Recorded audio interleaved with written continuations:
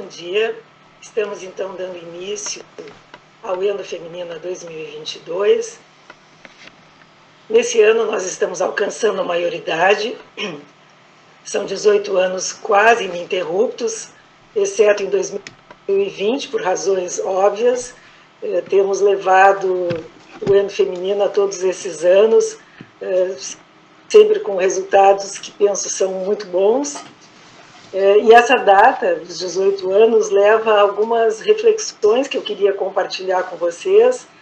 Primeiro, comentar e agradecer àqueles que nos acompanham desde o primeiro evento, o Serviço de Endocrinologia do Hospital de Clínicas, a nossa grande parceira, SBEM, Regional Rio Grande do Sul, o Hospital de Clínicas de Porto Alegre, a SOGIGS, a Sociedade de Ginecologia do Rio Grande do Sul. E ao longo dos anos foram se somando outras instituições apoiadoras. É preciso lembrar também que tanto a FAPERGS quanto o CNPq sempre nos apoiaram, às vezes os dois, às vezes um ou o outro.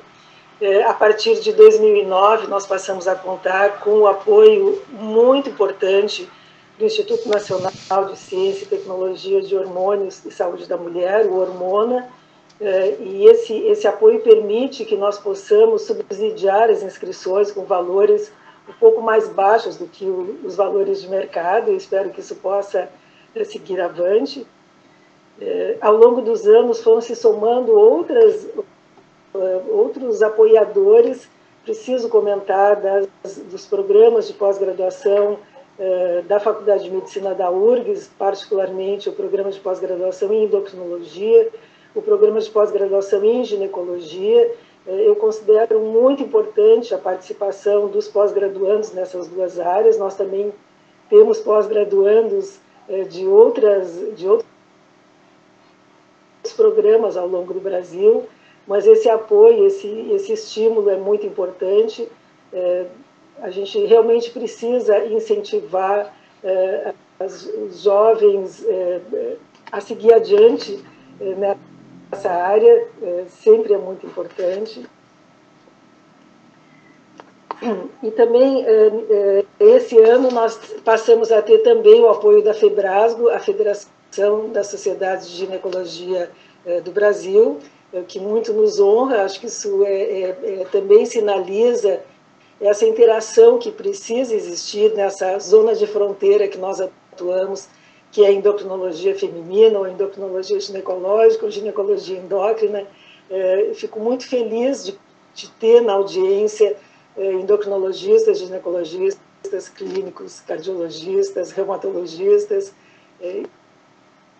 Isso é sempre muito importante. E nesse ano da maioridade, nós passamos a internacionalização do Endo Feminina. Nós contamos esse ano com duas sociedades parceiras, a ALEG, Associação Latino-Americana de Endocrinologia Ginecológica, e também a Androgen Access and PCOS Society, que vão participar com eventos específicos. Já gostaria de salientar que na sessão da Androgen Access, que vai ser em inglês, as aulas gravadas, vocês, se quiserem, poderão ativar o link para ter legendas, tanto em português quanto em espanhol. Mas dois itens são... Bom, antes desses dois itens também, lembrar que nos bastidores há uma equipe muito competente, muitíssimo dedicada, que trabalhou nesses dias bem fora do horário comercial. Eu agradeço muito esse clima de dedicação e de harmonia entre todos, e é o que permite que a gente possa estar aqui agora e ao longo dos próximos 2 dias. Dois aspectos eu gostaria de destacar também. Um deles é a maravilhosa e qualificada contribuição dos palestrantes e moderadores. Eu posso dizer que as sucessivas edições do Endo Feminina, ano após ano, foram muito auspiciosas em criar esse clima fraterno em meio aos debates sobre os diferentes temas da endocrinologia feminina. E por fim, mas não menos importante, pelo contrário, é a acolhida de todos vocês, tanto os novos participantes como aqueles que retornam todos os anos, ou quase todos os anos. Eu poderia enumerar inúmeros, mas eu não pedi permissão se eu podia nominar, então eu agradeço muito o retorno de vocês, sinaliza que a gente está no bom caminho. Bom, e em meio a esses meses turvos que nós passamos e ainda seguimos passando, é sem dúvida uma grande alegria retomarmos mais esses 2 dias de atividade, e então sejam todos muito bem-vindos, bienvenidos, welcome, e comecem os trabalhos, então desfrutem desses próximos 2 dias. E a seguir eu vou imediatamente passar a palavra para a doutora Gislaine Casanova, que vai introduzir o nosso primeiro simpósio. Muito obrigada, bom dia a todos.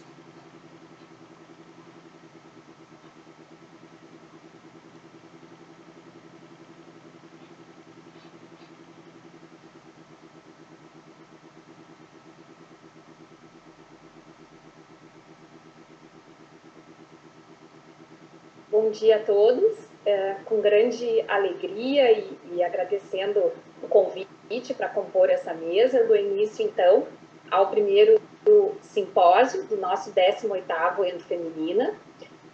Nesse simpósio nós vamos conversar sobre temas atuais em climatério e terapia hormonal. Vão fazer parte dessa mesa a doutora Maria Celeste Osório Wender, a doutora Dolores Pardini e a doutora Cristina Laguna Benetti Pinto. Eu dou início, então, à primeira apresentação, primeira aula da doutora Maria Celeste Osório Wender. A doutora Maria Celeste é professora titular de ginecologia e obstetrícia da Universidade Federal do Rio Grande do Sul, coordenadora do ambulatório de climatério e contracepção em situações especiais do Hospital de Clínicas de Porto Alegre, chefe do Serviço de Ginecologia e Obstetrícia do HCPA e vice-presidente eleita da SOBRAC. Por favor, doutora Maria Celeste. Olá, é um prazer muito grande participar de mais esse Endo Feminino, a 18ª edição, parabenizar a professora Polimara e agradecer muito o convite, especialmente para falar sobre esse tema tão importante, que é o atendimento da mulher no climatério, e hoje especificamente tratando da avaliação inicial e no segmento durante a terapia hormonal.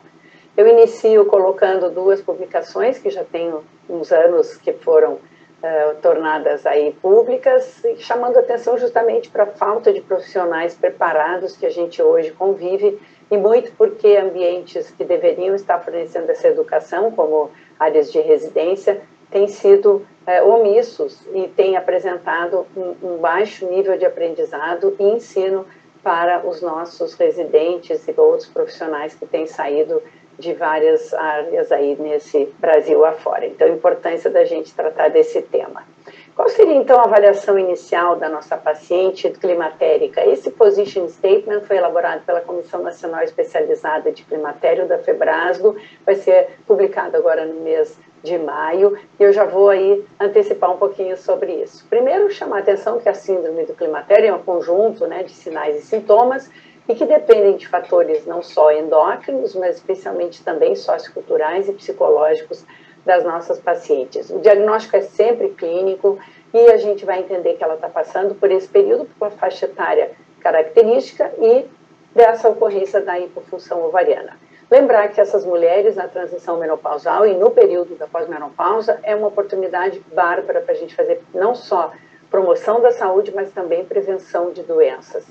E o baixo nível de estrogênico, mais o envelhecimento, junto com a síndrome metabólica, que muito frequentemente se instala aí, levam a uma diminuição da qualidade de vida e maior ocorrência de doença cardiovascular.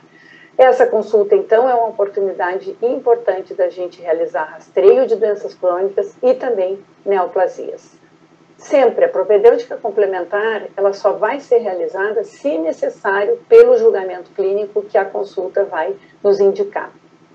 E sempre levar muito em consideração risco-benefício de cada exame antes da gente começar a fazer a solicitação e, especificamente, já ter um plano diagnóstico e terapêutico para a nossa paciente. A TH ela pode ser indicada, né?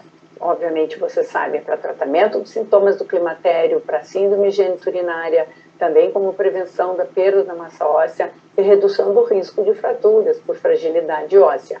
E a nossa história clínica, muito detalhada, com a propedêutica complementar, ela, sem dúvida, vai nos auxiliar nesse planejamento terapêutico e no acompanhamento da nossa paciente. Começando pelo início, sempre, história clínica, exame físico completo, vão proporcionar que a gente descarte a grande maioria das contraindicações ao uso da TH.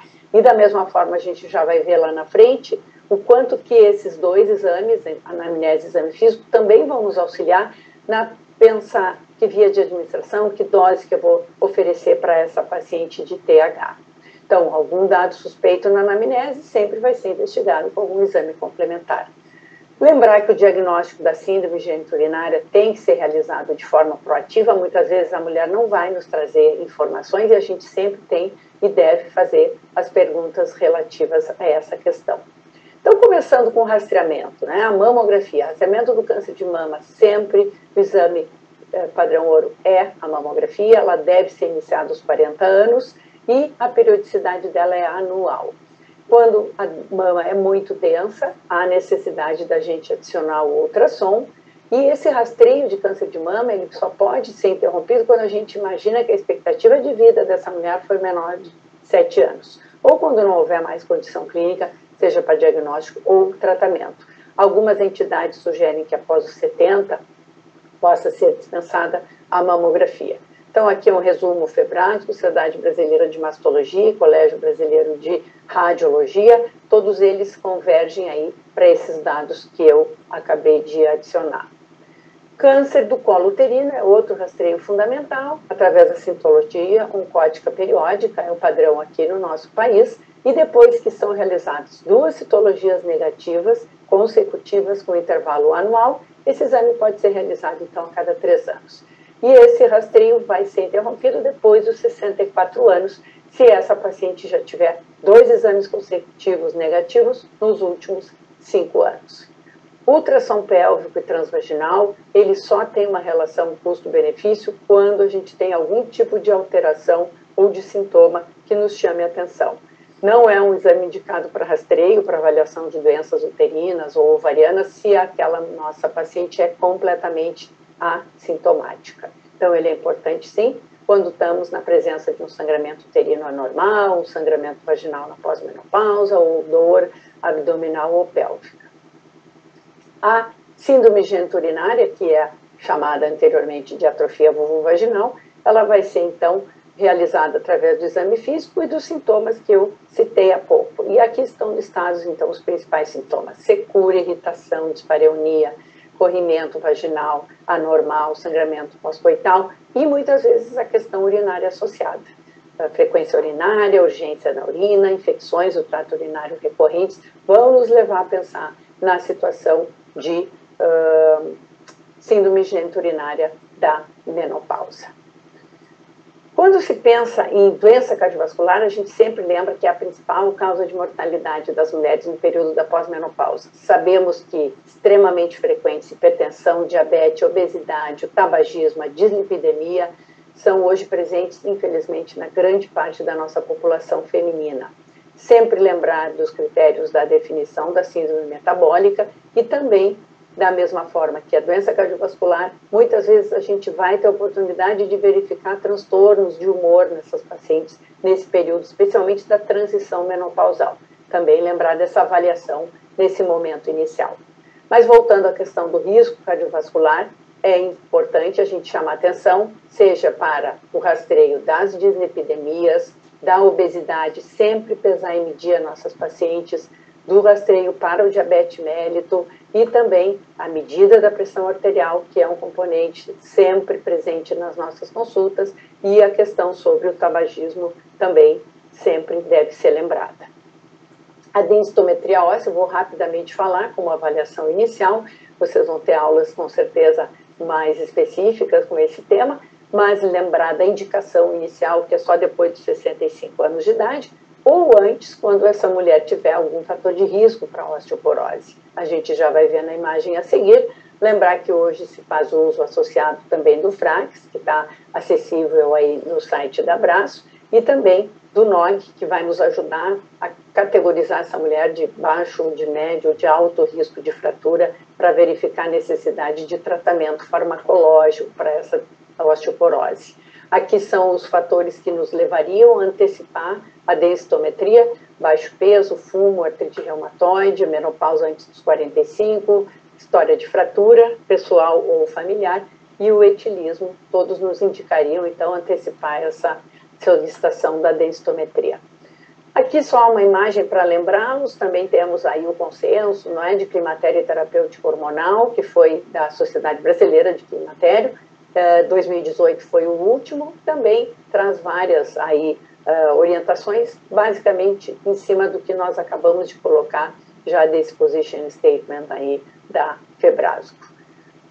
Ainda avançando em imagens, um pouquinho do Frax, que vocês todos com certeza estão bem familiarizados, né? Acessível pelo computador. Lembrar de botar no Frax Brasil, com os fatores nacionais aí de risco epidemiológico, para a gente poder contemplar um resultado adequado. A densidade óssea é inserida também, e isso vai nos levar, depois do cálculo da previsão de risco de fraturas maiores ou de fratura de fêmur, a posicionar dentro do NOG, que é essa imagem que vocês estão vendo. Essa paciente, então, ficou no médio risco para fratura de quadril e para fratura maior. Deveria, então, aqui, no caso, ela não tinha ainda a densitometria, ficou apontado que ela deve realizar. Bom, aí a nossa paciente foi super avaliada, vocês atenderam, fizeram toda a anamnese super completa, exame físico e alguns exames complementares que estão dentro dos que nós já colocamos, e a gente então indicou, porque ela é uma paciente com sintomas, a iniciar a terapia hormonal. Como que a gente vai fazer o segmento dessa paciente? O que nos importa no segmento? Se está sendo eficaz, se ela está bem adaptada em relação à segurança e prover informações suficientes para que essa paciente se mantenha em terapia hormonal. O que é importante a gente ver na monitorização? Primeiro, se está sendo eficaz. Aliviou o sintoma vasomotor, aliviou a alteração de sono, melhorou o seu humor. Em relação à atrofia vaginal, ela também teve melhoras dos sintomas.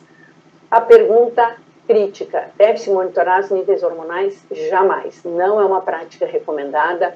Os ensaios variam de técnica e de qualidade. Os próprios produtos que são administrados muitas vezes não são o mesmo tipo de estrogênio, tem muita interconversão. Então, a gente não tem essa prática como uma recomendação. Uma exceção é aquela mulher que a gente já está provendo com uma dose suficiente de estrogênio, ela continua com sintomatologia e a gente está interessado em saber se ela já está com uma taxa sérica boa de estradiol ou se eventualmente ela não está absorvendo ou está acontecendo alguma coisa. Nós estamos querendo aumentar essa dose e temos receio de que ela já possa estar com uma dose sérica bastante elevada. É a única exceção onde a gente solicita. Não deve-se fazer isso, então, sempre fazer a pergunta se está usando outras medicações, qual é a via de administração, qual é a maneira que ela está usando a medicação, para a gente tentar avaliar o que pode estar acontecendo em relação à eficácia que ainda não está sendo atingida.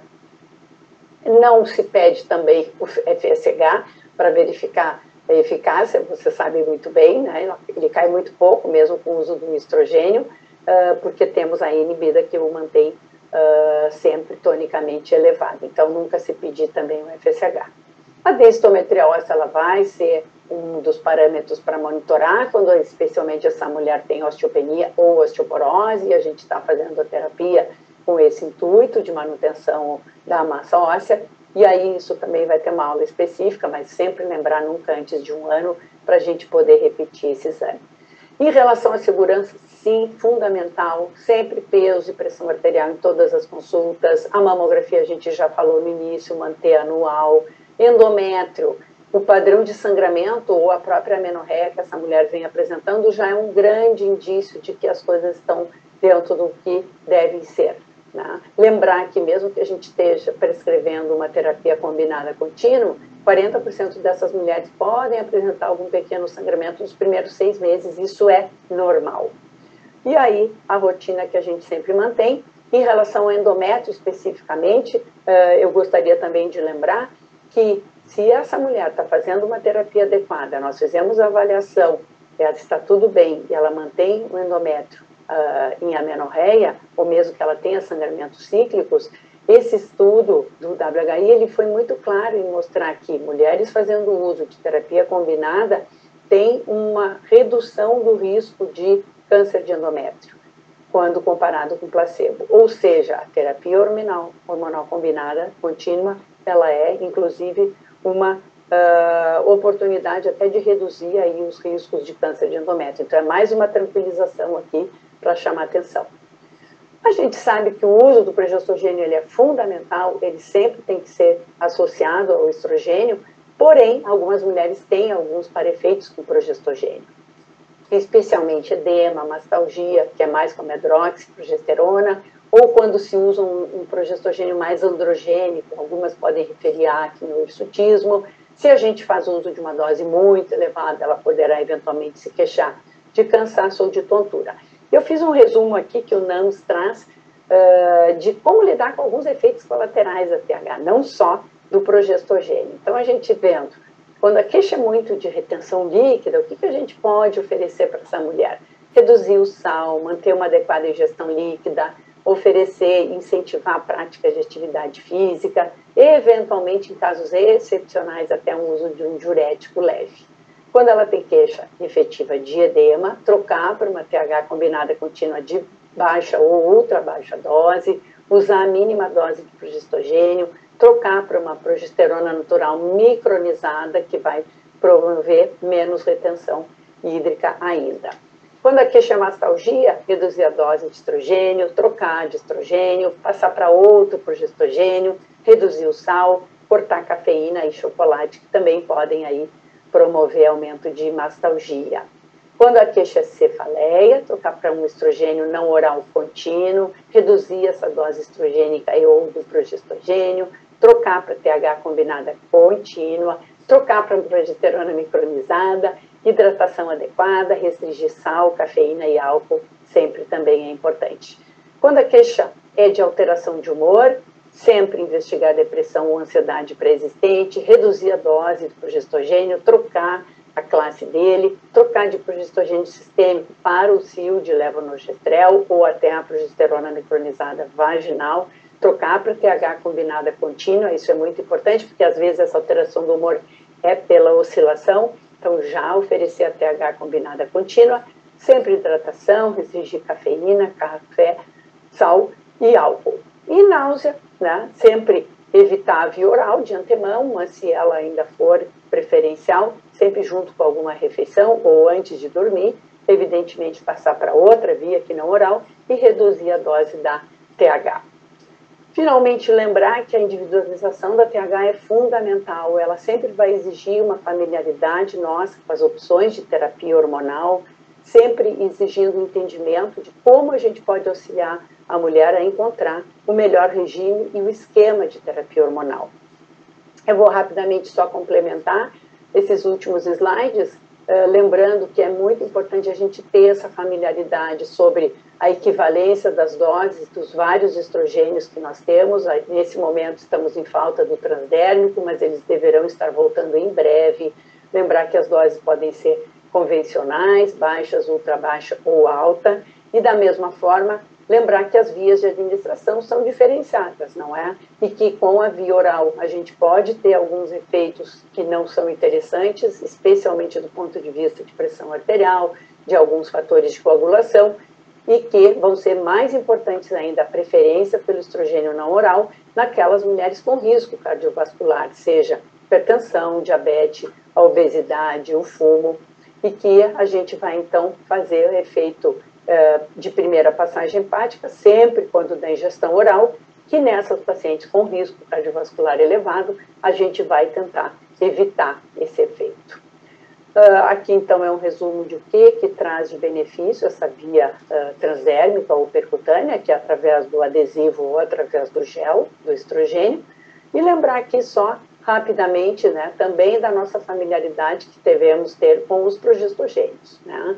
E aí, desde os estrogênios sintéticos até o estrogênio natural, a progesterona micronizada, que é uma grande opção, Aqui em vermelhinho estão as opções que existem, comerciais, né, para se fazer uso aqui no Brasil, e que isso tudo é muito importante que a gente conheça, aqui as doses que existem quando a gente vai fazer uso cíclico ou a dose combinada, isso tudo é muito importante no acompanhamento dessa nossa paciente durante a TH, para a gente poder oferecer a melhor terapia para ela. Esse é o último slide, lembrando que cada paciente tem uma fisiologia e uma psicologia única, realmente a TH tem que ser individualizada, que é importante a gente transmitir com segurança para a nossa paciente o que ela vai estar fazendo, como as coisas vão estar acontecendo, e orientar que podem ser necessárias várias tentativas até que ela atinja a TH ideal, sempre por ter reavaliações, troca de doses, regimes e tipos de hormônios podem ser necessários. O alcance da TH ideal passa por experimentar e trocar, os resultados não são imediatos e os estudos, né, apontam que o alívio completo de sintomas vasomotores com as doses menores podem levar até 8 a 12 semanas. Sempre informar a expectativa realista com base científica, porque isso vai tornar essa paciente confiante e vai evitar essa desilusão. Agradeço muito vocês a atenção e fico à disposição aí com o meu e-mail para eventual dúvida ou comentário que vocês tenham vontade. Muito obrigada.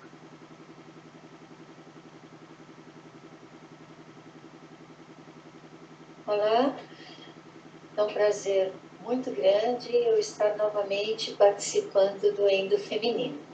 Agradeço a Polimara pela oportunidade da participação e principalmente pela escolha do tema, porque eu considero um tema muito importante, a doença de Alzheimer e menopausa. A doença de Alzheimer é uma doença neurocognitiva crônica da velhice e um dos alvos mais desafiadores da medicina no século XXI, com uma repercussão pessoal, familiar, social e econômica. A Organização Mundial de Saúde e a Associação Internacional de Doença de Alzheimer estimam que 40 milhões de pessoas com mais de 60 anos têm doença de Alzheimer. E estima-se que em 2050 esse número pode atingir 115 milhões. E aí, onde entra a mulher? Onde entra o endo feminino? É que a incidência dessa patologia tão séria, ela é 2 a 3 vezes maior no sexo feminino. E as mulheres menopausadas constituem mais de 60% da população com doença de Alzheimer.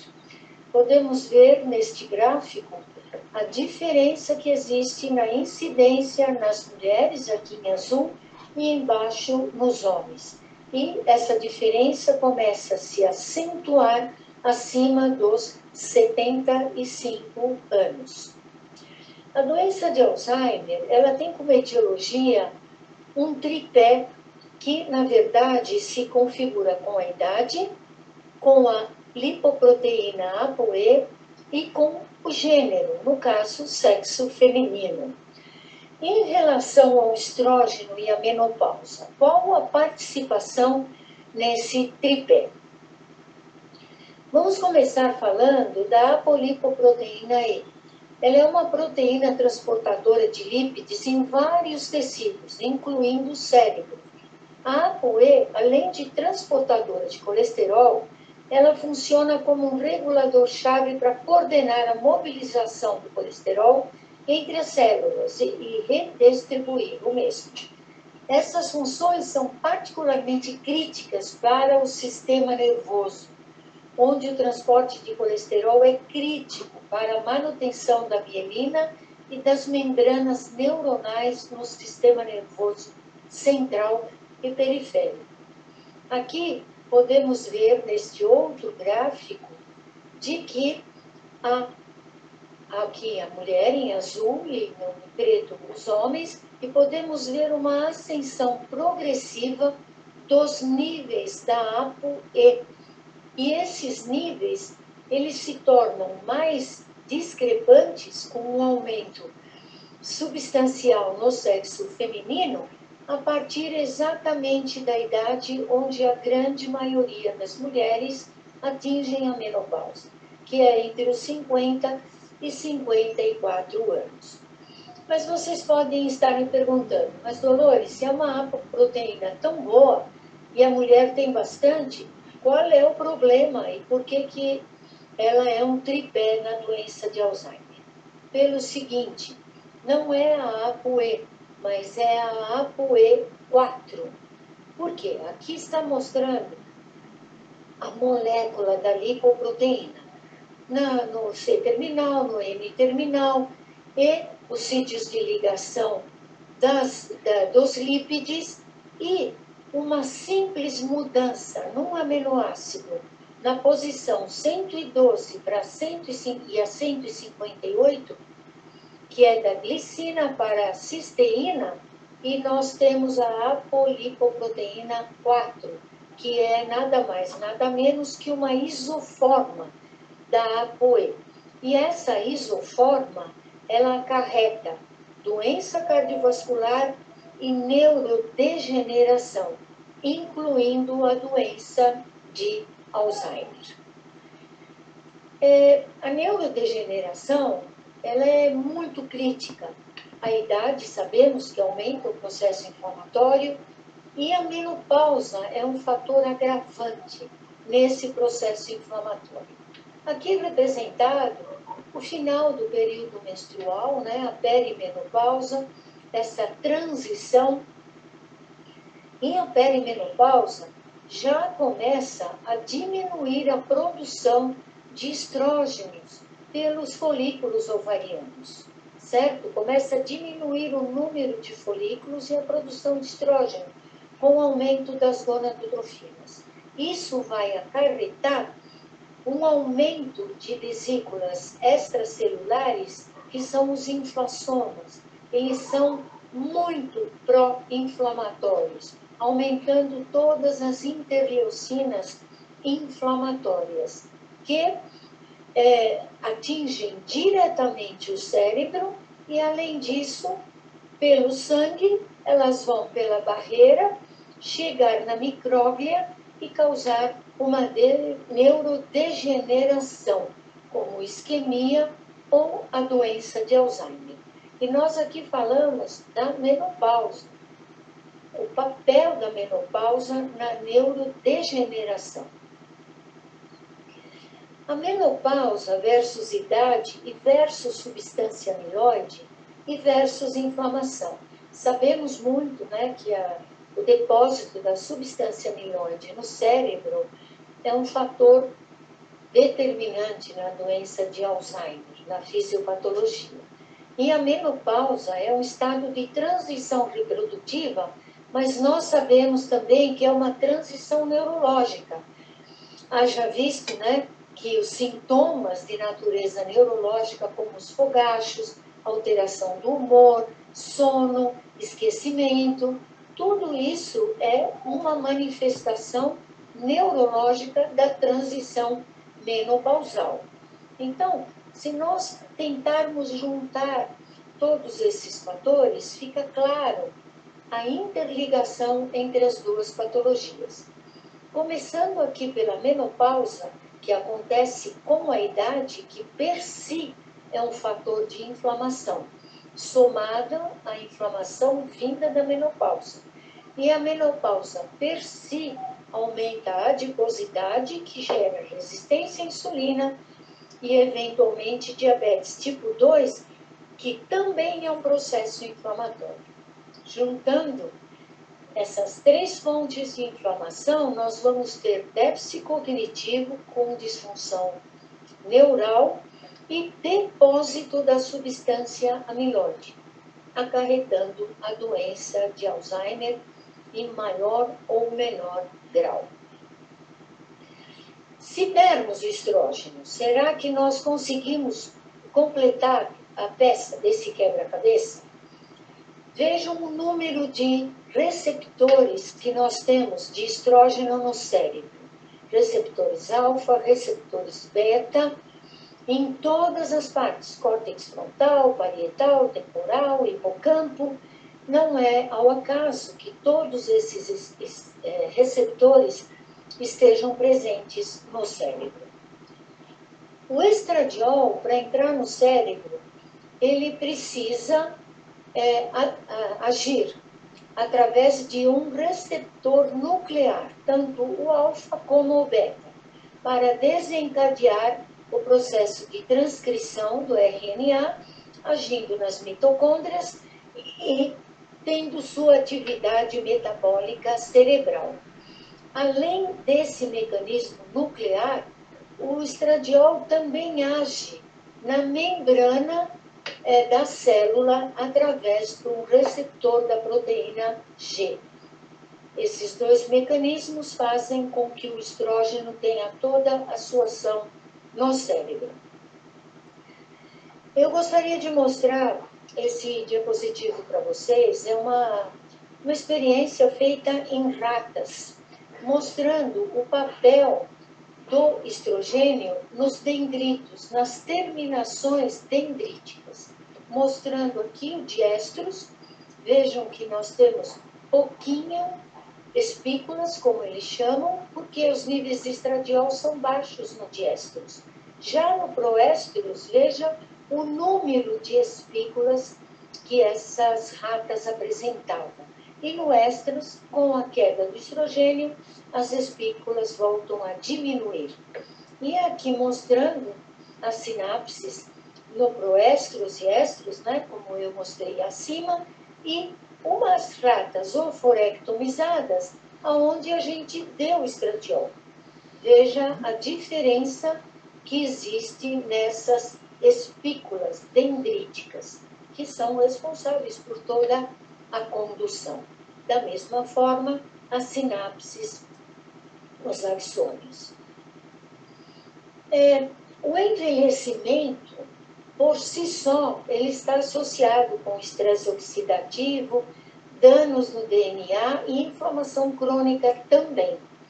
E o declínio do estradiol no cérebro, ele tem sido muito associado a essas mudanças, como eu mostrei no diapositivo de ratas, na espinogênese, sinaptogênese, número de neurônios, morfologia, taxa metabólica de glicose e expressão gênica.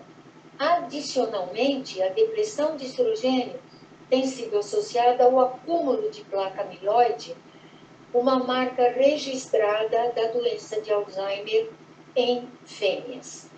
Então, mostrando o componente da idade, porque vocês viram um dos primeiros diapositivos, que a curva ela se torna muito importante a partir dos 75 anos, que são mulheres idosas, com pelo menos uns 20 anos de menopausa. E aqui mostrando o risco que é o envelhecimento nas mulheres, porque reduz bastante a bioenergética, o consumo de glicose e, com isso, a redução de cognição. E isto vai gerar um mecanismo de inflamação neurológica. Aqui mostrando que a micróglia teria que ser assim, e quando a gente faz a oforectomia em animais, desaparece totalmente as pontas aonde se ligam os antígenos. Aumenta a expressão desses antígenos, que comprometem totalmente a transmissão neurológica e a função do sistema nervoso central.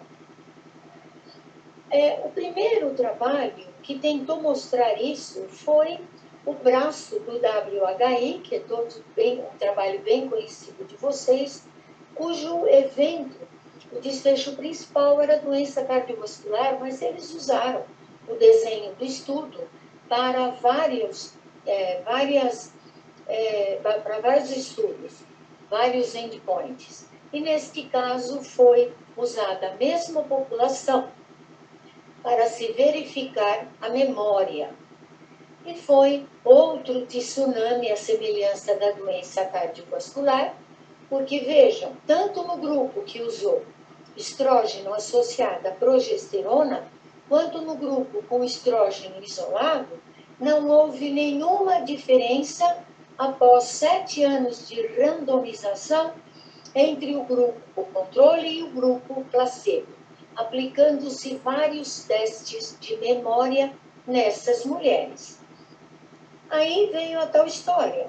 O grupo começou a randomização com 64 anos. Eram mulheres bastante idosas, provavelmente com comorbidades. E não tinham mais, né, aquela janela de oportunidade que tanto se aderiu para a doença cardiovascular. Será que para a memória é a mesma coisa? Veio o conceito de janela de oportunidade, porque as críticas foram as mesmas. Aí, esse mesmo grupo que estudava essas mesmas pacientes foram analisar as mulheres de 50 a 55 anos para ver o resultado, se isso se confirmar. Eram 1.326 mulheres, com uma média de 46 anos, também acompanhadas por 7 anos, variando de 3,9 a 10 anos. Convém salientar que a idade média da menopausa era 46 anos, ou seja, elas tinham mais ou menos 6,3 anos de menopausa.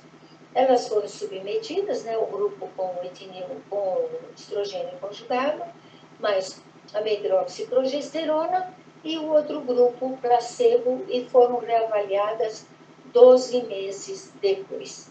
Qual foi a conclusão?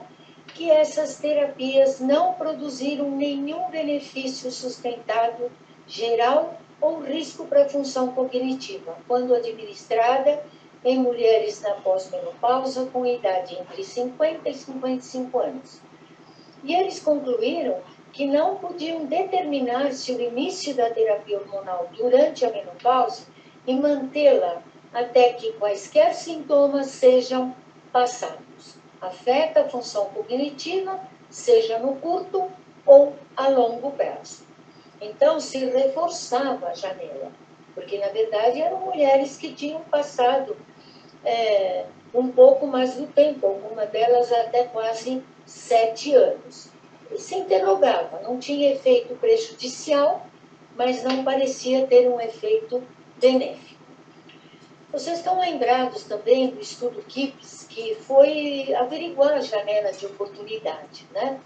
Também em mulheres que eram com menos tempo de menopausa e algumas com mais tempo de menopausa. Incluiu 9 centros americanos e também foram avaliar a função cognitiva nessas mulheres. Data da última menstruação, de 1 a 4 anos, ou seja, elas estavam mais próximas, com uma idade mais jovem.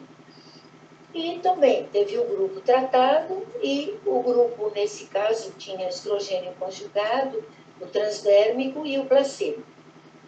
E avaliaram 4 domínios de cognição por 2 anos e meio e de humor por 2 anos e 7 meses, incluídas após 48 meses de TH. E qual foi o resultado? O KIPS-COG, né, que era de cognição, sugerem os dados que para mulheres tratadas na menopausa recente, a THM não alterou a cognição conforme hipotizado. Observou-se melhora do humor nas mulheres tratadas. O assunto continuava muito controverso. Será que ajuda o estrogênio? Será que tem a ver com janela de oportunidade? O assunto era muito controverso. Então, eu quero mostrar para vocês esse artigo, que é considerado o maior estudo, a maior contribuição na literatura sobre doença de Alzheimer e demência. É chamado de CACHE, Country Study. CACHE é uma população de idosos que fica na periferia de Utah, e ela é considerada a população mais longeva dos Estados Unidos. É uma população de 70 mil habitantes, onde 90% tem mais de 65 anos.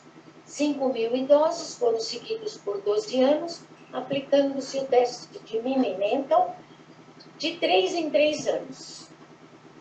mulheres, 1.800, e dessas mulheres, a média de idade era 74 anos, e 4,8% tiveram doença de Alzheimer.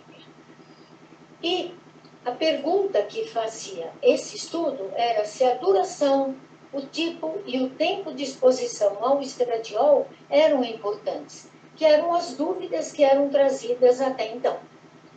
E aqui os resultados foram os seguintes. Era um estudo, não era um estudo controlado, não era um estudo randomizado, mas era um estudo que contribuía com alguns resultados. Aqui mostrando, né, o número de doença de Alzheimer nas mulheres comparada com os homens, a semelhança do que eu mostrei inicialmente numa população europeia, e aqui mostrando, a curva mais embaixo são os homens, então veja que a incidência é bem melhor, e aqui os diversos grupos de mulheres de acordo com o tempo que elas usaram a reposição estrogênica. Aqui mostrando as mulheres que nunca haviam usado. Olha a incidência muito alta, muito alta. E era caindo, e este grupo que usaram por mais de 10 anos, praticamente se assemelhava ao sexo masculino. E em relação ao comprometimento cognitivo, as usuárias anteriores e atuais de hormônio tiveram uma pontuação superior às não usuárias. A redução da taxa de declínio cognitivo com intervalos de 3 anos nas usuárias, é como foi feito o protocolo. Esse trabalho que eu mostrei anteriormente, ele foi publicado em 2002. Aí, em 2012, esse mesmo grupo continuou estudando essa mesma população, levando a questão se existia mesmo uma janela de oportunidade. Continuaram seguindo essas mulheres, aqui 1.700 mulheres, e nesse caso, por um período de 95 a 2006, 176 delas desenvolveram Alzheimer nesse período. E os resultados foram que aquelas que usaram algum tipo de TH nos primeiros 5 anos de menopausa apresentaram uma redução de 30% no risco de doença de Alzheimer. O risco não foi reduzido naquelas cuja TH foi introduzida após 5 anos de menopausa. Então, veja como é importante para a cognição, desde a cognição, uma perda leve de memória até a demência, a janela de oportunidade, que no caso da memória é chamado de janela de vulnerabilidade. Continuando esse mesmo grupo, em 2019, será que o tempo de exposição e a duração são tão importantes? Aí mais 2.000 idosas sem demência. Foram seguidas por 12 anos também, sendo submetidas ao Menimental a cada 3 anos. E eu estou aqui finalizando, mostrando este diapositivo desta última publicação do grupo de Cachet. Aqui nas barras mais claras são mulheres de 65 a 74 anos, e aqui nas mais escuras, mais de 75 anos. Aqui é o tempo de duração da TH. E aqui é o score do Minimental, que quanto maior, melhor. Então, vejam que a média nas mulheres, vamos falar primeiro das de 65 a 74, que nunca usaram a TH, esta era a média do Minimental. E veja que as que usaram, todas elas tinham uma pontuação maior. E aqui, no caso, as que eram mais idosas, de acordo com a duração, comparadas com as que nunca haviam usado. Veja que aqui seria a média do Minimental dessas mulheres que nunca usaram, e aqui as que usaram, 0, 5, 10 e 15 anos. Então, resumindo a minha contribuição sobre o tema doença de Alzheimer e menopausa, nós temos inúmeros artigos, mas o tempo não nos permite, então eu vou deixar algum deles para a nossa discussão presencial.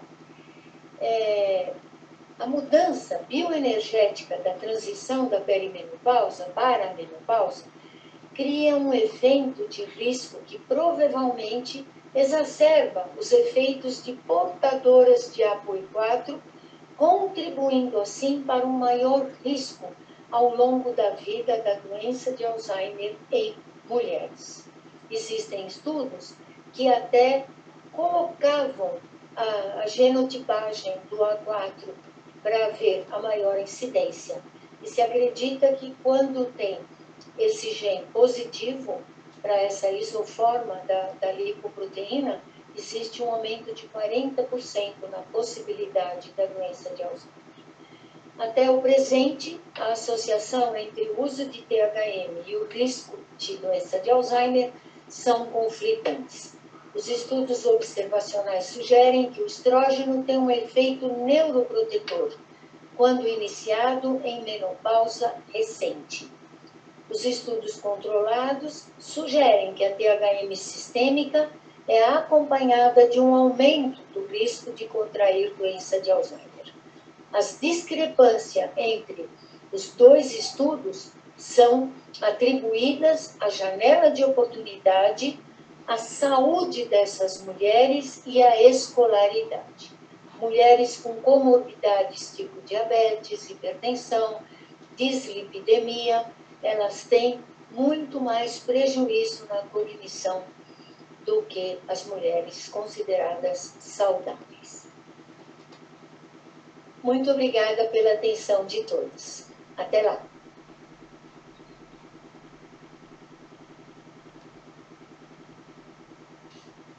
Olá, eu sou Cristina Laguna e agradeço o convite para participar com vocês desse encontro de endocrinologia feminina, falando sobre o tema tratamento hormonal na insuficiência ovariana prematura. Escolher contraceptivos orais combinados ou terapia hormonal.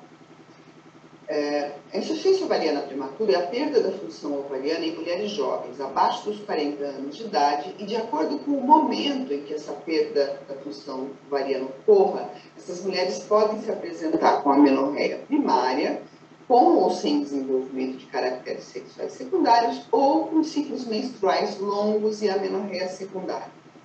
A depender do momento em que o ovário deixa de funcionar, o tempo de hipoestrogenismo vai ser maior e mais precoce no organismo feminino e manifestando, portanto, mais repercussões nos diferentes locais onde há receptores estrogênicos e onde se espera alguma ação ovariana, alguma ação estrogênica.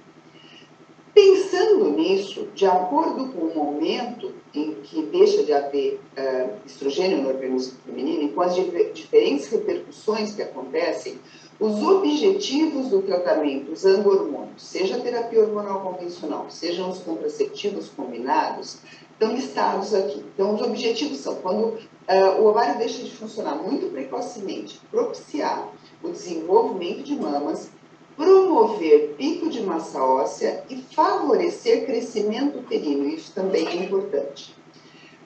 Mais adiante, redução dos sintomas de deficiência hormonal, melhora da função sexual e redução dos sintomas urogenitais, proteção e melhora da massa óssea de forma a reduzir o risco de osteopenia e osteoporose, reduzir o risco de doença cardiovascular e, em última instância, com tudo isso, tratando mulheres com insuficiência ovariana prematura, melhorar a qualidade de vida e a expectativa de vida, uma vez que mulheres com insuficiência ovariana não tratadas têm redução da expectativa de vida.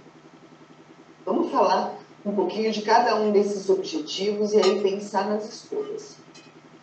Para meninas que o diagnóstico seja feito por uma amenorreia primária sem desenvolvimento de caracteres sexuais secundários, a terapia hormonal de escolha é a terapia hormonal com estradiol. É o mais fisiológico e é o que melhor se adapta a favorecer o desenvolvimento de mama e o crescimento uterino. Como tratar? Estão listados aqui, isso é um protocolo da Comissão de Gineco-Endócrino da FEBRASGO, disponível nesse endereço que fica aqui embaixo, em que se propõe o uso do estradiol por via oral ou transdérmica em doses baixas, que são progressivamente aumentados a cada 6 meses até atingir dose adulta. E essa progressão tem como objetivo, além de favorecer melhor o crescimento dos caracteres sexuais secundários, diminuir o risco de fechamento precoce das epífises. Após 1 ano e meio a 2, ou se ocorrer um sangramento uterino, deve ser adicionada a progesterona e as doses estão listadas aqui embaixo também. Para esta fase, com este objetivo, na escolha entre terapia convencional e contraceptivo oral combinado, para a puberdade, a indução deve sempre ser feita com 17-beta-estradiol.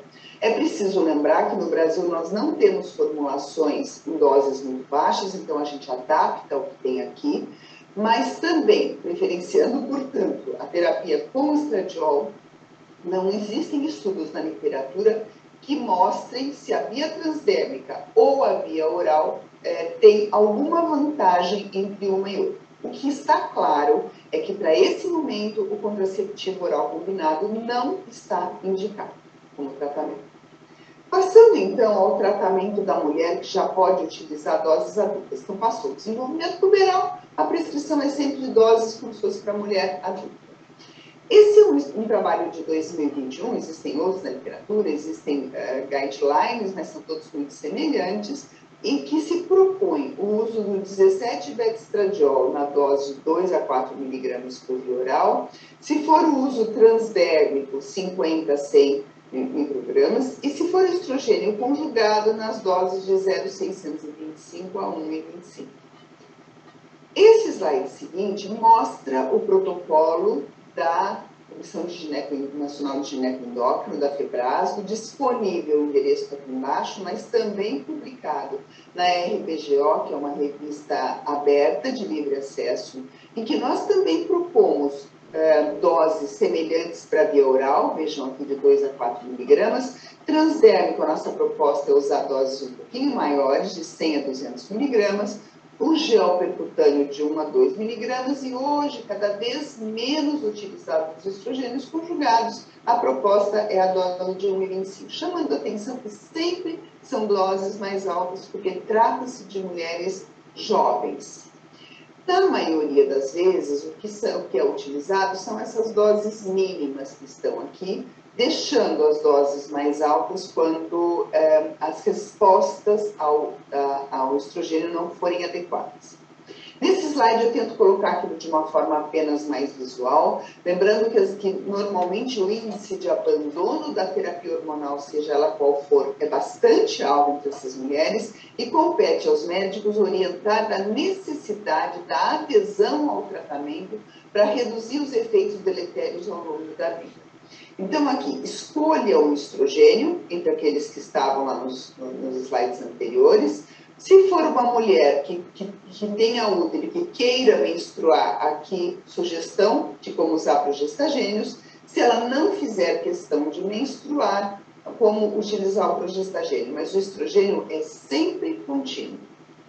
Para contraceptivo oral combinado, existem muito menos evidências na literatura em termos de dose, de como utilizar, mas a nossa sugestão é o uso de um contraceptivo oral combinado contendo etilil e estradiol na dose de 30 microgramas associado a um progestagênio em uso contínuo, ou seja, sem pausa. Por quê? Porque no contraceptivo de 30 microgramas, em que você utilize num regime de 21 com 7 dias de pausa, serão 25% do tempo em regime de estrogenismo e, portanto, com os riscos deletérios da manutenção desse estrogenismo. Seja como for, existem muito poucos estudos bem conduzidos comparando tanto para uma forma de repor terapia convencional quanto com contraceptivo, muito pouco estudo na literatura comparando um regime com outro, uma dose com outro, uma via com outro. Então, eu vou mostrar o que nós temos de evidências. Primeiro, pensando em hipoestrogenismo, né, causando sintoma de fogacho, o sintoma principal que leva à indicação da terapia hormonal para mulheres na menopausa. Para mulheres com insuficiência ovariana prematura, é um sintoma que não é tão frequente, ele é mais encontrado em mulheres com amenorreia secundária do que com amenorreia primária. E o tratamento com estrogênio, com estradiol, sem dúvida é o mais estudado, com nível de evidência A de melhora, embora também a terapia hormonal com contraceptivo para sintoma fogacho possa melhorar, não existindo estudos comparativos que permitam dizer que um seja melhor ou pior do que o outro. Para sintomas geniturinários causados pelo estrogenismo, mulheres com insuficiência ovariana têm um índice de disfunção sexual extremamente alto, manifesto, como queixa dita por elas, através de ressecamento, dor na relação sexual e menos frequentemente relatada com uma queixa de diminuição de desejo. Então, depende um pouco do médico perguntar sobre isso. A terapia de reposição hormonal, ela é capaz de melhorar estas queixas, melhorar a lubrificação, a queixa de dispareunia, até a diminuição de desejo. Mas quando comparada com mulheres que também têm insuficiência ovariana e não são tratadas. Mas quando se compara uma mulher com insuficiência ovariana com uma mulher de mesma idade que o ovário funcione, ela, mesmo tratada com estrogênio, ainda tem sintomas com maior frequência do que mulheres de mesma idade que o ovário são funcionantes. Isso indica que muitas vezes elas podem precisar de uma orientação multidisciplinar, por exemplo, da parte sexual, ou ainda de associação a estrogênio tópico, a lubrificantes e hidratantes, e talvez no futuro a gente possa ter mais evidências para falar do uso das correntes, como, por exemplo, o laser. Agora eu vou entrar nos dois motivos principais da terapia hormonal, que são as repercussões mais graves do estrogenismo sobre a massa óssea e sobre doença cardiovascular. A insuficiência ovariana prematura, a gente está comparando com mulheres controle sem insuficiência, mostrando que elas têm sempre uma densidade mineral óssea menor nos diferentes locais do que mulheres que o ovário funciona. E se compararmos aqui, vejam, na amenorreia primária, o hipoestrogenismo é bastante mais precoce, esses dois trabalhos são aqui do nosso grupo, aqui da Unicamp, cerca de 90% das mulheres podem ter comprometimento de massa óssea na coluna e cerca de metade tem comprometimento de massa óssea no fêmur.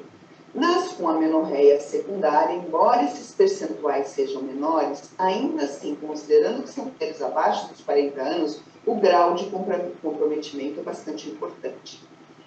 E aí, eu vou mostrar agora evidências de dose e de como escolher a terapia hormonal. Esse estudo é também nosso aqui da Unicamp, vocês vejam que são mais de 200 mulheres que usavam terapia hormonal numa época em que a gente prescrevia ainda doses baixas, semelhantes àquelas que se usam para mulheres mais velhas, que entram em menopausa em idade habitual. E quando a prescrição era de 1 miligrama de estradiol ou de 0,625 de estrogênio conjugado, vejam que a gente apenas conseguia manter a massa óssea, não conseguíamos melhora da massa óssea para redução do comprometimento, de forma que tratar com dose baixa ou não tratar mantinha o nível de osteopenia e osteoporose bastante semelhante entre as mulheres. Aí, começamos a pensar, então, nas doses mais altas e no uso de pílula. O que nós temos na literatura em relação a isso? Muito pouca coisa. Então, falando um pouquinho dos contraceptivos combinados. Os estudos de literatura, na maioria das vezes, avaliam massa óssea em mulher na pré-menopausa, que mesmo na pausa, o ovário funciona. Então, ela tem algum nível estrogênico sendo produzido no organismo. Os estudos com insuficiência ovariana também avaliam densidade mineral óssea, então a gente consegue falar pouco em termos de fratura. São estudos de dose curta, de duração curta, mas essa revisão sistemática mostrou que os contraceptivos hormonais não pareciam exercer um efeito significativo e ruim na população em geral, a não ser em adolescentes que o uso de dose baixa poderia trazer uma dúvida na obtenção do pico de massa óssea, fazendo esse pico de massa óssea ficar mais baixo. Uma outra revisão mais recente, de 2021, fala mais ou menos a mesma coisa, que em adolescentes, o uso do contraceptivo oral combinado poderia ser deletério quando iniciado até 3 anos após a menarca, em especial em doses de 20 microgramas ou menores do que isso, alertando também para a escolha do contraceptivo, porque se a gente está falando de jovens que muitas vezes não atingiram o pico de massa óssea, que a dose do contraceptivo também deve ser maior. Por que contraceptivo para ajudar a tratar massa óssea? Porque existem estudos com outros tipos de doença, então aqui no hipogonadismo hipogonadotrófico, em anorexia, que mostram que alguns contraceptivos poderiam ajudar em massa óssea. Na insuficiência ovariana prematura, a gente tem menos estudos e os que existem, na maioria das vezes, são com o regime 21/7, que, como eu já disse, é um grande período de estrogenismo e que, por isso, podem não mostrar adequadamente como o contraceptivo usado em regime combinado poderia ajudar quando comparado à terapia hormonal em doses mais elevadas, terapia hormonal convencional com estradiol em doses mais elevadas. Esse é um estudo nosso aqui da Unicamp, publicado bem recentemente, e que eu quero mostrar para vocês que nós avaliamos 420 densitometrias, não, 420 respostas, então 800 densitometrias, para olhar as respostas em termos de tratamento para mulheres não tratadas, com a dose menor, que é essa dose aí de 1 miligrama ou de 0,625, com dose maior, em amarelinho aqui, ou com contraceptivo oral combinado de 30 microgramas em regime contínuo. E o que nós observamos é que o contraceptivo oral combinado no regime contínuo com 30 de etilioestradiol teve uma resposta semelhante ao que nós obtivemos com o uso de terapia convencional em maior dose, tanto na coluna quanto no fêmur total. Mostrando, então, que para massa óssea e insuficiência ovariana, essa dose e este regime foram adequados.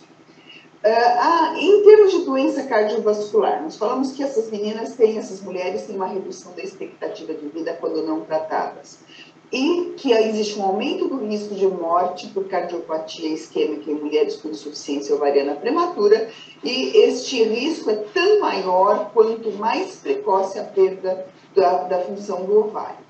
Então, quando nós tratamos com hormônio, o objetivo é limitar esse risco de doença cardiovascular.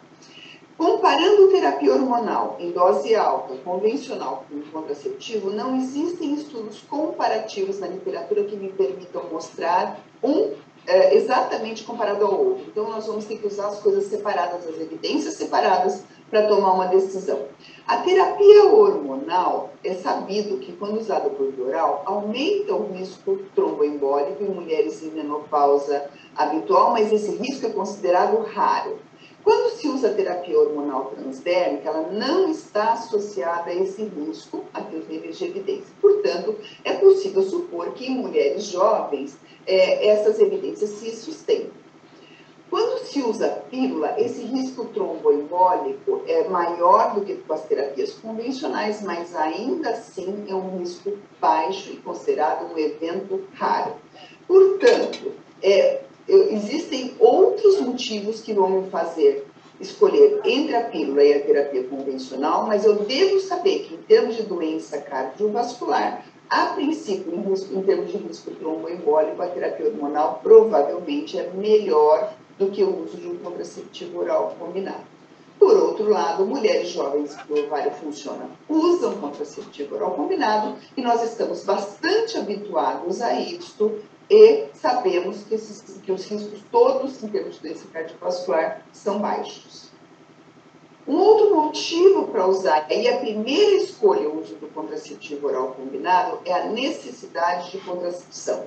Existem mulheres que têm doença autoimune, com flutuação da função ovariana, e ora esse ovário não funciona adequadamente, ora existe ovulação, e para esta situação, quando ela não deseja gestação, o uso do contraceptivo é absolutamente indicado.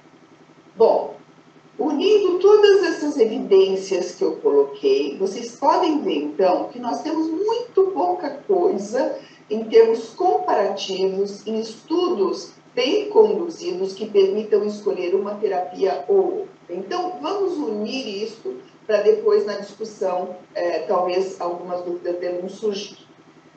Para tratar uma mulher com insuficiência ovariana prematura com hormônio, a primeira escolha é terapia hormonal convencional, contendo estradiol, associada a um progestagênio quando houver útero, portanto, quando necessário, porque ela é considerada mais fisiológica e mais segura. Atenção que as doses devem ser mais altas e mantidas até os 50, 51 anos, pelo menos, que é a idade da menopausa habitual.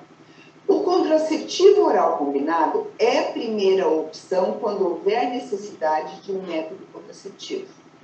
Por outro lado, no nosso país, nós sabemos que o custo das terapias hormonais é alto e que muitas mulheres não aceitam usar essas medicações. Portanto, baseado nas poucas evidências que existem e que eu citei, o contraceptivo é uma opção geralmente bem aceita, tanto pelas mulheres que se sentem semelhantes às suas amigas em que o ovário funciona, quanto por médicos que estão mais habituados a prescrevê-los. O contraceptivo é disponível no SUS, com um custo mais acessível, e quando vocês optarem por utilizá-lo, sempre lembrar que, nas poucas evidências que existem, o uso do contraceptivo em regime contínuo, sem pausa, deve propiciar melhores respostas, em especial em termos de massa óssea. Obrigada.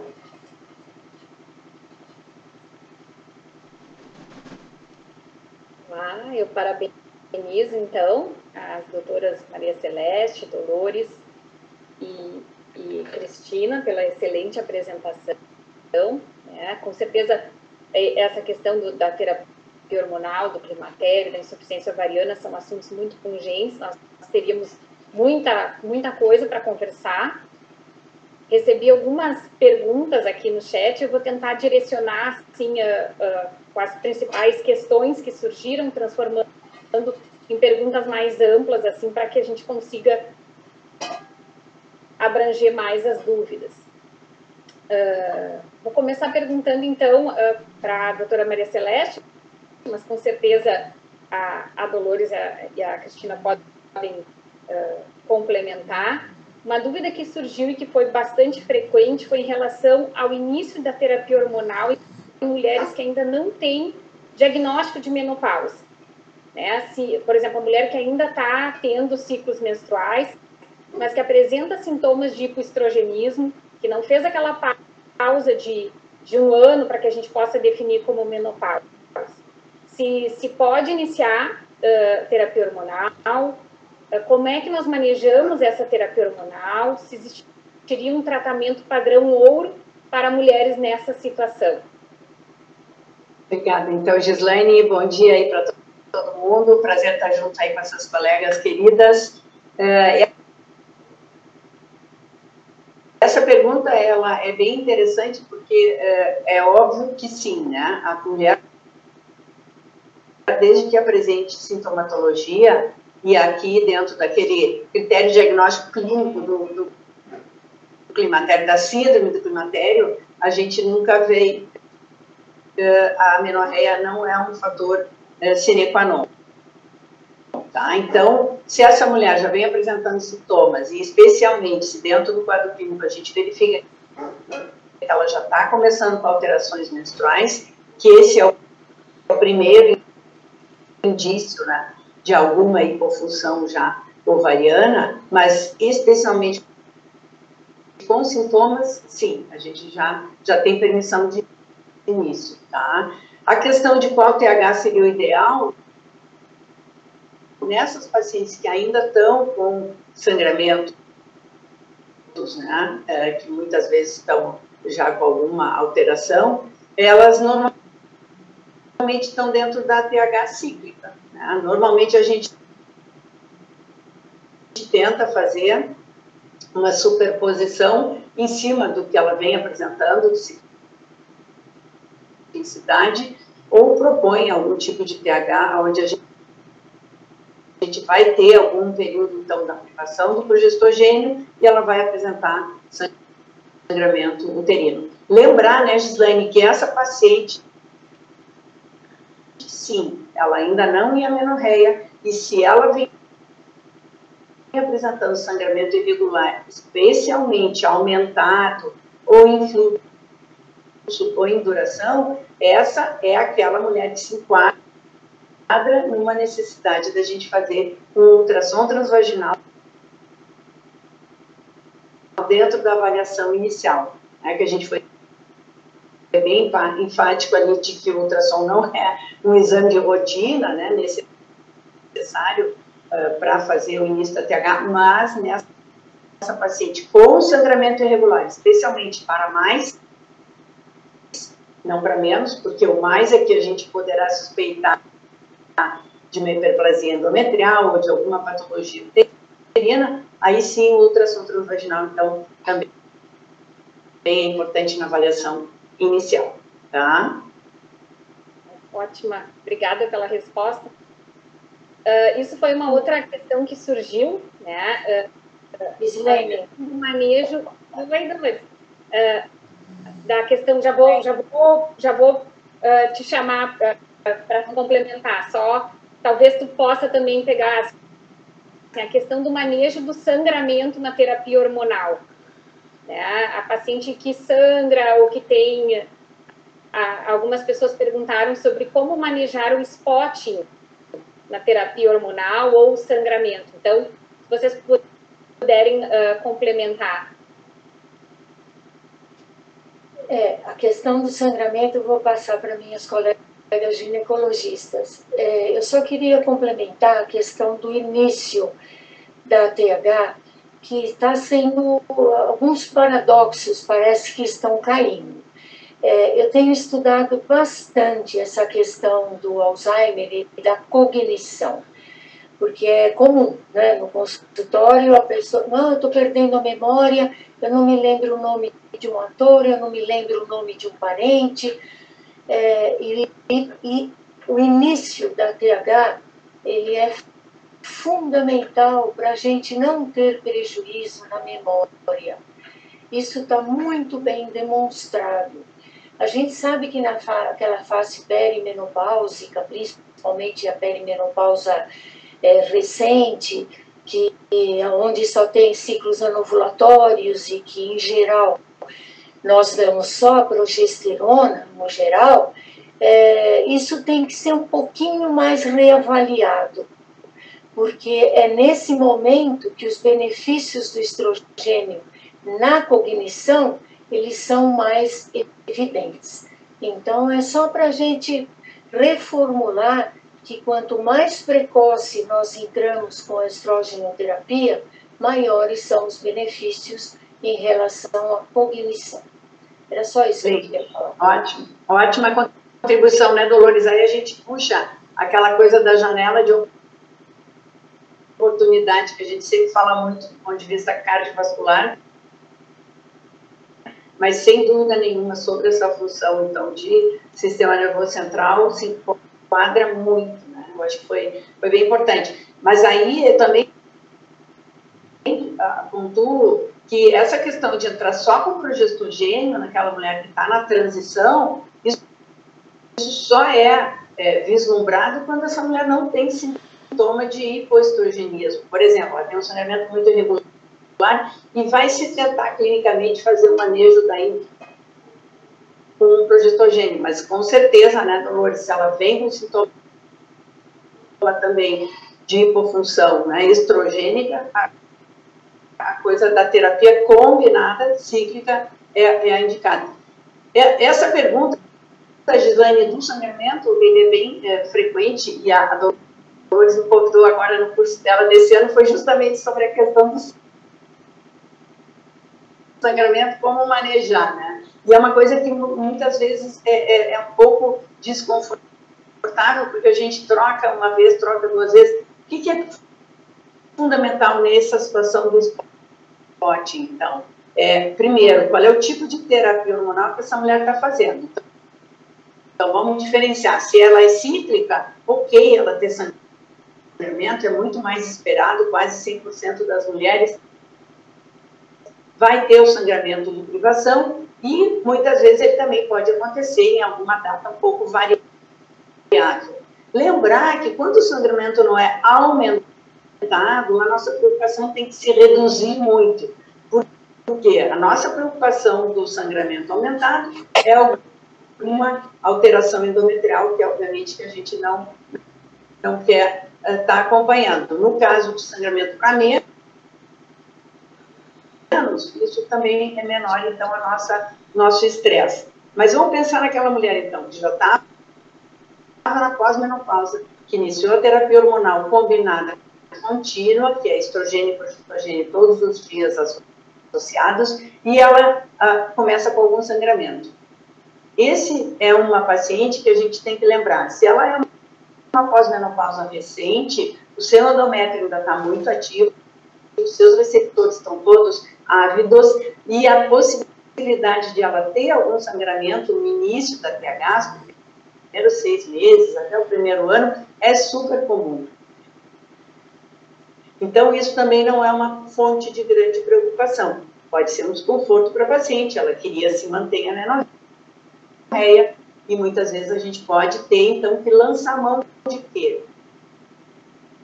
Aumentar um pouco a dose de progestogênio, tem que ver essa proporção. Vai ser muito rápido, não dava tempo, né? E isso as pessoas têm que, depois, então, se informar. Qual é a dose proporcional da dose? Quanto maior a dose de estrogênio, maior a dose que eu tenho que oferecer de progestogênio para manter aquele endométrio em harmonia. Se eu uso uma dose mais baixa de estrogênio, eu também vou poder oferecer uma dose menor de progestogênio.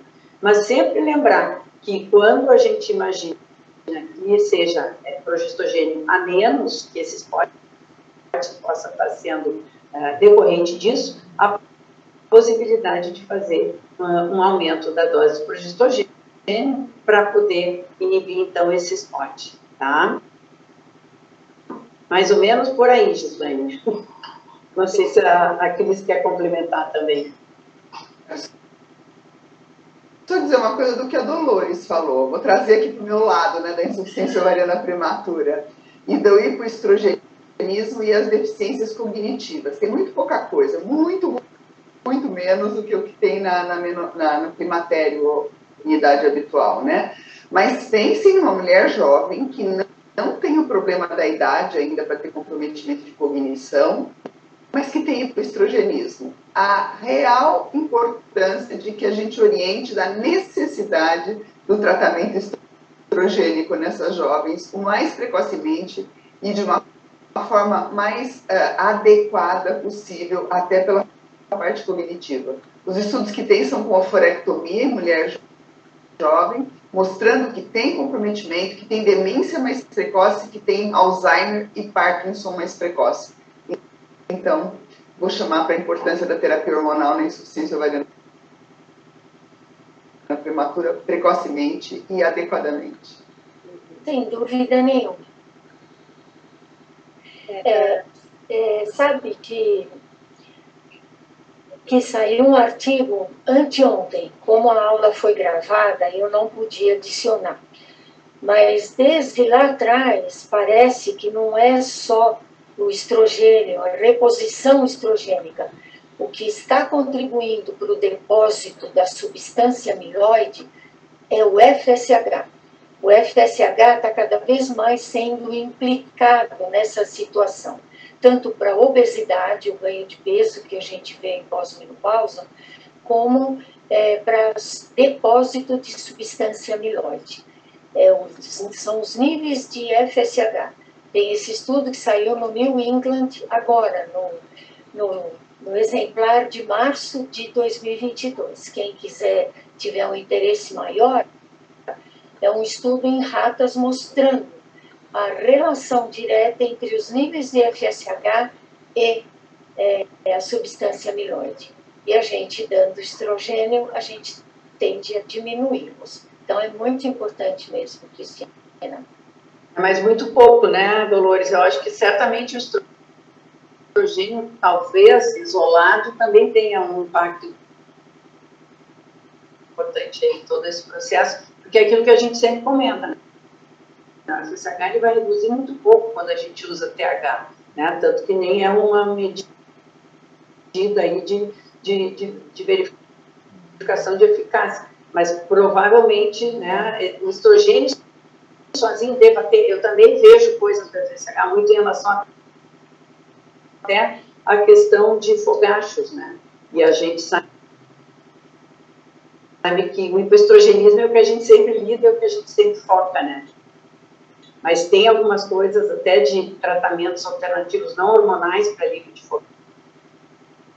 fogacho, onde entra alguma interação aí com os receptores de FSH. Então, são coisas que a gente ainda tem que trilhar aí para ter melhor. Só pelo número de receptores que tem de estrógeno no cérebro, a gente sabe que o papel dele é fantástico.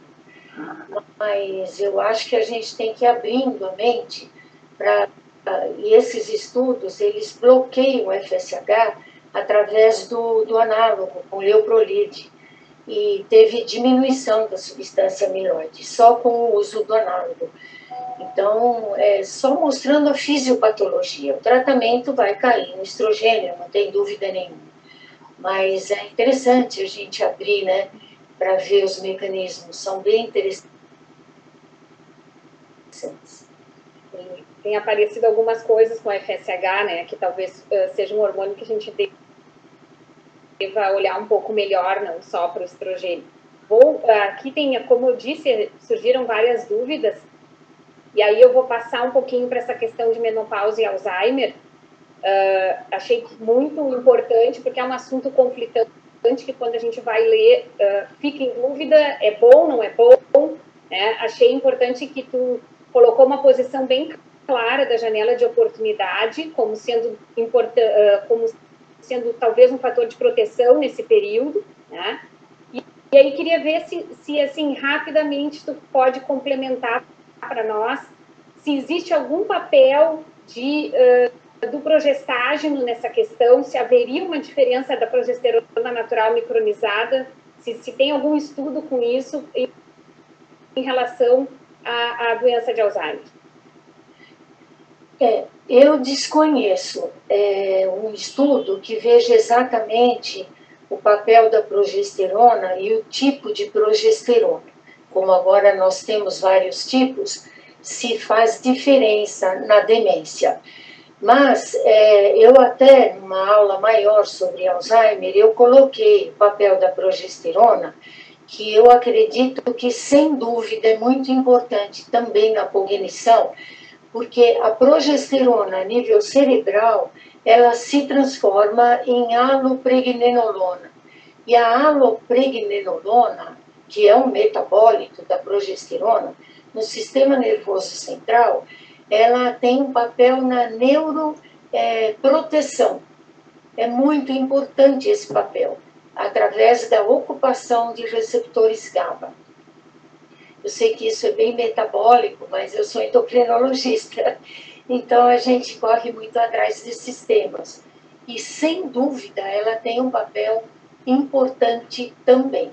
E, mesmo que não o tivesse, as mulheres com útero precisam da progesterona. E a gente sempre prefere a progesterona natural, a micronizada, porque ela ocupa receptor GABA e se converte em alopregnenolona. Outros progestágenos não têm essa capacidade. Então, é um ponto a favor da progesterona natural. Obrigada. Deixa eu posso complementar bem rapidinho sobre esse comentário que a Dolores fez, que eu acho que é muito importante aproveitar. A gente hoje tem visto, né, mulheres aí ainda na pré-menopausa e fazendo uso de progesterona por creme na pele, né, prescrito aí por N profissionais. E a gente sabe, eu acho que isso que a Dolores apontou é importante, né? A gente tem a indicação de fazer associação de progesterona ou derivado naquela mulher que tem útero, mas certamente a pele por gel não é uma via boa, e essa questão da pregnenolona é super importante, né, Dolores? Tanto que agora o tratamento único que foi autorizado pela FDA para tratar a depressão puerperal é uma medicação endovenosa que é uma derivada da allopurinol, né? Então, assim, tem muito efeito no sistema nervoso central, sim. A gente também, eu acho que está engatinhando ainda nessa questão toda dos progestogênios, né? Mas é interessante só chamar a atenção, então, que eu queria gel de progesterona na pele manipulado, não tem uma absorção boa e nem tem indicação de ser feito, assim como hoje a gente vê, infelizmente, aí muito essa prescrição, né? Obrigada. E aí a progesterona natural que a gente usa, ou é por via oral, ou eventualmente vaginal, ou a dihidrogesterona, que teria um efeito semelhante. Com certeza. Obrigado pelas contribuições. E, por fim, eu queria fazer uma última pergunta, porque o nosso tempo está quase terminando. Para a Cristina, surgiram algumas dúvidas aqui em relação à insuficiência ovariana prematura. Como é que a gente pode definir que essa paciente apresenta um padrão ainda flutuante? Por exemplo, em se optando por iniciar, se faria alguma monitorização ou como se faz esse controle em relação àquela situação que tu comentou da paciente que, por exemplo, tem uma doença autoimune e eventualmente tem algum grau ainda de retorno da função ovariana. Se haveria algum controle disso? Então, essa pergunta é para aquelas mulheres que se apresentam com ciclos menstruais irregulares e longos. E aí nós dosamos o FSH e esse FSH vem alto, acima de 25. Como é que a gente caracteriza isso? São mulheres que ora menstruam, ora não menstruam, e para fechar diagnóstico a gente repete o FSH. Então, por isso a necessidade de mais de uma repetição. E ora ele está mais alto, ora ele está baixo. O que a gente tem que pensar é que se tem momentos em que ela fica amenorreica e o FSH sobe, ela está fazendo momentos de hipoestrogenismo. Então, está indicada a reposição hormonal para elas ainda nesse momento de flutuação. Como fazer a reposição? Se ela não quer correr o risco de gravidez nesse momento, aí é um dos momentos em que se impõe o uso do contraceptivo combinado. Se é uma mulher que diz, olha, tá bom, tá flutuando, mas se escapar uma ovulação e eu engravidar, isto é bom, aí nós fazemos a terapia de reposição hormonal com estrogênio contínuo e o progestagênio de forma cíclica, por 10 a 14 dias do mês.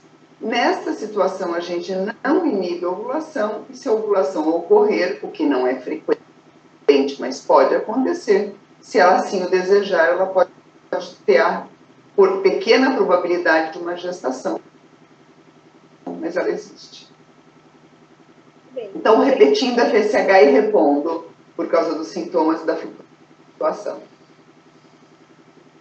Então, vou finalizar esse nosso primeiro simpósio por causa do tempo, porque com certeza algumas dúvidas dos ouvintes assim não puderam ser respondidas, porque surgiram muitas dúvidas. Acho que é um assunto que está muito atual, né? Com certeza todas as apresentações foram ótimas, a gente tem alguns elogios aqui no chat, e agradeço então a participação das palestrantes. Agora a gente tem um intervalo e depois às 10h10 continuamos então com o Endo Feminino. Obrigada. Tchau.